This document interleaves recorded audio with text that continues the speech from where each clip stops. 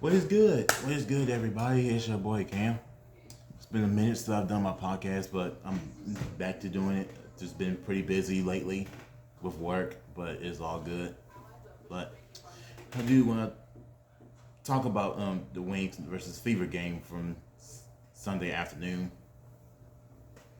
So the Wings were up, just no down a point the first half, first quarter, but and after that second quarter, that cost them the game. That cost them the game in the Wings and gave up 30 something points in the second quarter, and then beat the Indiana Fever in the second half. They beat them in the second half, but let's just give them some stats from Sunday afternoon's game. So Paige Beckers finished with 21. Lee Rue finished with 16, and then you got JJ Quinterly finished with 11, and Zaya James finished with 11. But good news is that Arike Ungugubuali came back from her wrist thumb injury. She was out for about a week, and Sunday she struggled. Arike struggled from the first game back from injury. Honestly, Arike's been on and off. I don't know what's going on with her this year. I don't know what's going on with Arike. Ever since Paige Beckers came to Dallas, she's been wanting to jack up threes more. She don't get to the basket like she used to. If she can get to the basket and shoot at the same time, if she can do all of that, I think they'll win more games. But she wants to jack up so many threes. It's like, damn. And then actually going to next year, Arike will actually be a free agent. So will I be surprised she leaves going to next year? Probably not, but I don't know. I honestly think she probably will end up leaving the future. And she is getting up there a little bit. She is aging a little bit. She has been in Dallas for the past 7 years, I would say. She's been in Dallas. And she hasn't done anything. She hasn't won anything in Dallas. But she did get past the first round just that one time. She only passed the first round one time her whole career in Dallas. She has not once gone to the finals. But we'll see. Hopefully Arike will stay, and hopefully she'll have a good game going in tomorrow when they play the Las Vegas Aces back at home. And I believe that should be a good one. And the Wings have just been struggling on the road for the past 3 games. They didn't show up against the Fever. Didn't show up against the Sky Storter, but did not show up against the Phoenix Mercury. And all that is because we are short-handed with our team right now. But the good news is that they're saying Dejanay Carrington is close to coming back from her rib injury. She's been out for the past 7 or 8 games. And we're still waiting on the timeline when Maddie Secrets will be back from her knee injury. Hopefully we'll get her back. And once we get them two back, we can start winning more basketball games and make a push for the playoffs. But if not, we'll just have to get ready for another draft pick. Which is see. I think what's been going on this year is injuries have been killing us, and the chemistry just wasn't fully there yet. And we got a new coaching staff, new head coach, new GM. The Wings are pretty much basically rebuilding right now. So this weekend is All-Star break. So if Dejanay doesn't come back Wednesday, she can have a longer time to heal, and hopefully she'll be back by next week. And hopefully we get Maddie Secrets back next week as well. So it's about to get ready to watch the Indiana Fever versus Connecticut Sun, and hopefully this will be a better game to watch. And do I expect cheap shots to go against Caitlin tonight? Yes, I expect that to happen. Just because it's Caitlin. Like, she's getting the most attention in the WNBA. Obviously, it's sad that players from other teams are jealous of her because she's getting the most attention. I mean, y'all just have to go out there and work harder. It's just what it is. Like, y'all want to hate, y'all want to try. Other teams want to take shots at Caitlin because she's getting the most attention. It's like, and she's growing the game of WNBA basketball. She's growing it now, and y'all want to take her on y'all's frustrations out on her because y'all not getting looked at the most. Just go out there, just play hard. It's just trying to work harder. It's just that simple. But even though the Wings lost to the Fever,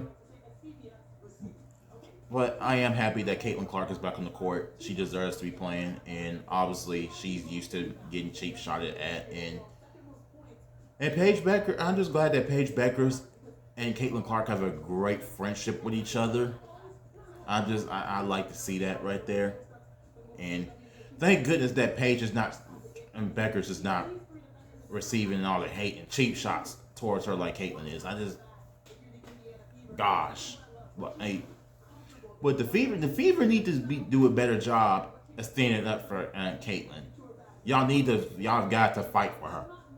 I'm tired of y'all watching her getting bullied and pushed around. I'm tired of it. Except for Sophie Cunningham. Except for I'm not talking about it. I'm about Sophie because she was the first one to finally stick up for her. It took a year and a half for somebody to finally stand up for her. Y'all need to do better, Indiana Fever, and hopefully the Wings, not the Wings, the Indiana Fever will have better officials tonight if girls want to take shots at her tonight.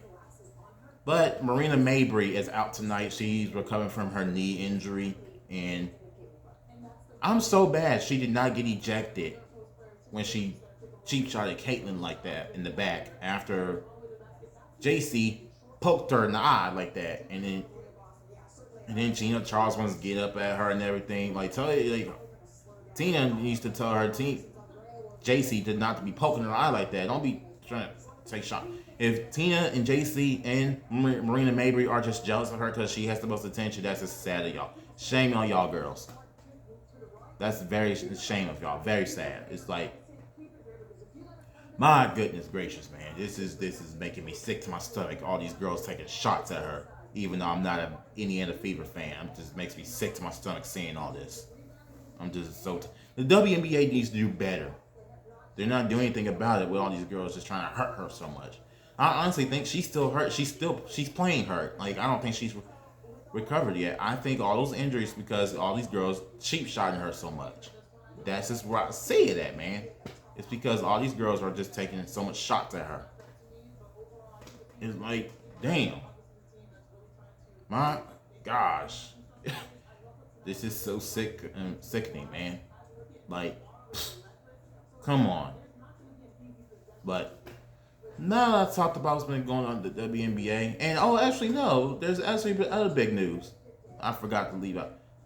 There's about to be a new WNBA team called the Portland Fire, starting going to next year. And also, I believe next year there's going to be a WNBA team in Toronto as well, going to next year as well. I feel like all this has to do something with Caitlyn and with her growing the game, and more people are tuning in, and then WNBA ratings are up when she's playing. When she's not, the WNBA ratings are down, and I appreciate everything what Caitlyn has done. So now that I talked about officially have done and everything I've been talking about for the WNBA, I do want to talk about what's been going on, what's going on for the NBA Summer League, especially my Mavericks with Cooper Flagg. Yes, the Mavericks won the first game against the Lakers. That Cooper Flagg versus Bronny was a fun show to watch. Even though Cooper Flagg struggled the first game, like almost every player that was number one pick has. They just struggled like their first game of the season. First game of the Summer League, I mean. But Cooper Flagg had a great first half. He 10 points in the first half and then couldn't even score the second half. Couldn't score the second half, but again, it's all right. But Cooper Flagg did statement that he it was one of the worst games he's played in his life, and he does say he still has a lot to prove, and this is his rookie year.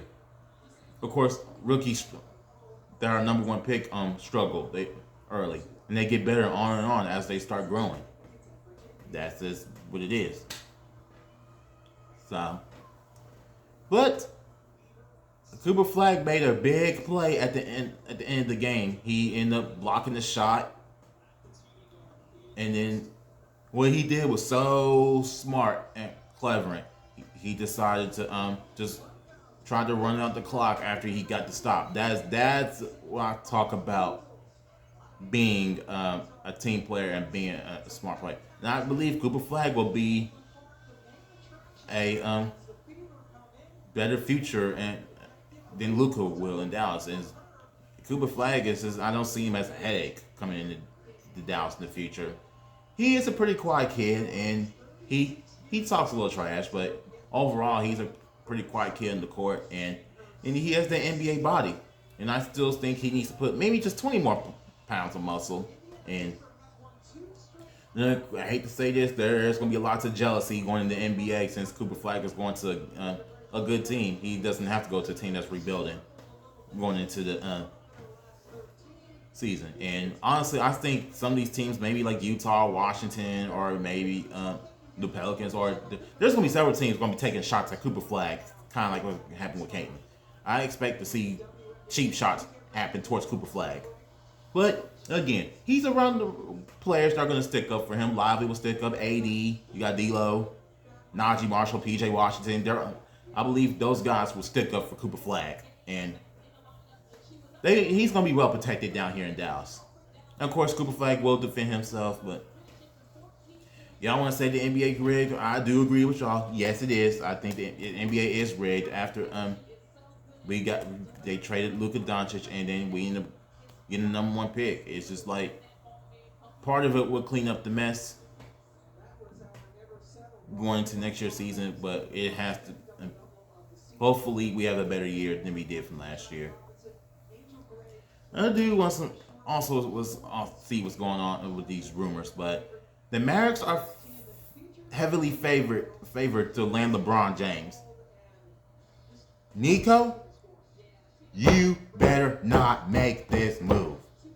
LeBron is not a good fit in Dallas. He wants to be a superhero every time. He's gonna mess up the chemistry here. And what do they say? They had to give up a lot of guys just for freaking LeBron. And I don't believe it's gonna work down here. He has 4 championships already. He can stay in LA with his crybaby partner Luka. He can stay in LA. LeBron, you are no longer welcomed here. You're no longer welcomed here. That's all I'm going to say. All I'm going to say this is that Nico better not make this move. It's that simple. He better not make this move at all. It's too much money to make a trade for LeBron. It's just how it is. Damn. But by the way, we'll have to see what happens if we were to get him. That would just be insane if we trade for him. And if things are going off great with him being here,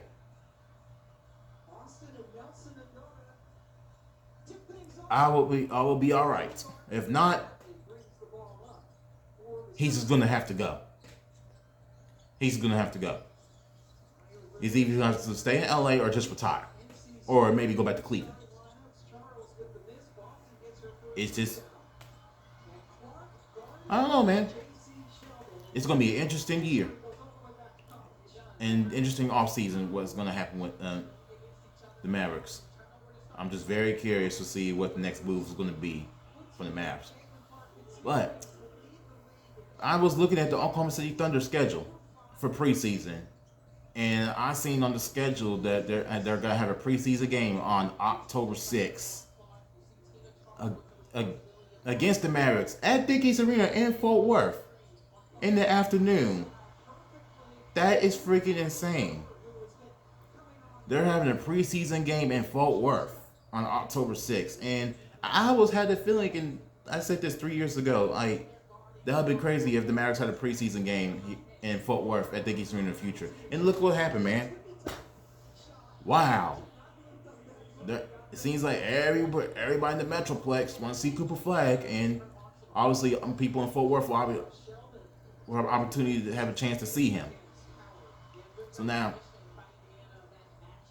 Now, so part of the so there's only two preseason games that the Mavericks have scheduled so far, and they got the Los Angeles Lakers for Vegas. Definitely gonna be sitting down watching that, even though they're not gonna play the whole.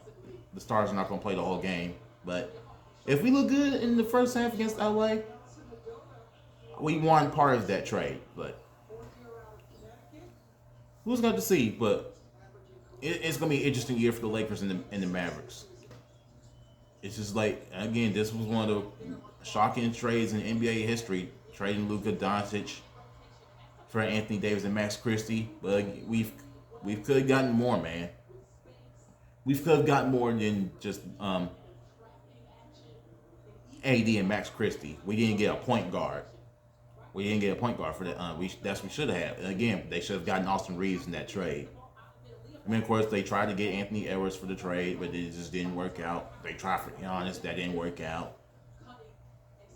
That just didn't work. And I do want to talk about things what's been going on with Derek Lively. Derek Lively had his surgery for today for his foot, and they say he's expected to be recovered before the training camp starts. And AD had surgery for his eye, and then he's supposed to be recovered by the season starts. Hopefully they recover 100%. But I do believe that AD and Lively and Cooper Flagg will be a scary a duel. That would be a scary duel. It's just, man, it's exciting to watch, but man, I know it hurts not having Luka here. I will still want to have Luka here even though we got Cooper Flagg now. It hurts not. I don't like it either. I'm still kind of upset about the trade, but we just got to take it one game at a time going to next year, and hopefully they just have a better year than they were from last year. If the defense looks so much better, then yes, I'll agree with Nico. But I do agree with him still. Defense wins championships. I think Nico just wants to go after guys that score and play defense. That's all he's defense in mind. And Nico's cooking with this new coaching staff, hiring Phil Handy, hiring Frank Vogel, and hiring Papa Jones. And they hired another assistant coach that actually came from LA as well.